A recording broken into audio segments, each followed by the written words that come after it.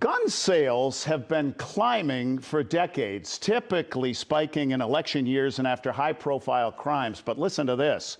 Since the pandemic and the long, hot summer of 2020, sales have surged and background checks have often topped 1 million a week.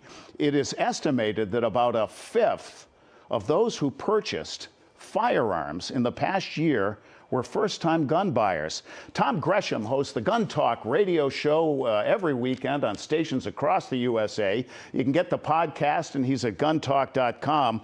And Tom has some perhaps surprising advice for first-time gun buyers. Frankly, buying a firearm for self-protection is not for everyone.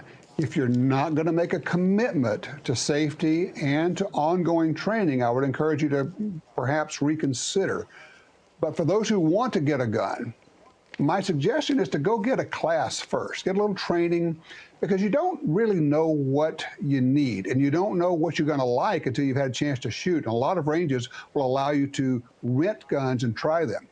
What I suggest is that you call a range, arrange for an instructor, get some one-on-one time with an instructor and say, look, could you bring 3 or 4 guns, or could I rent some guns from you? And then figure out what works for you. Unfortunately, typically a lot of women want to get a small gun, something that feels good in their hands. But the physics of it dictate that small guns recoil more. They kick a lot, and they're uncomfortable, and they're harder to shoot. And they may find that something that's just a little bit larger actually works better for them.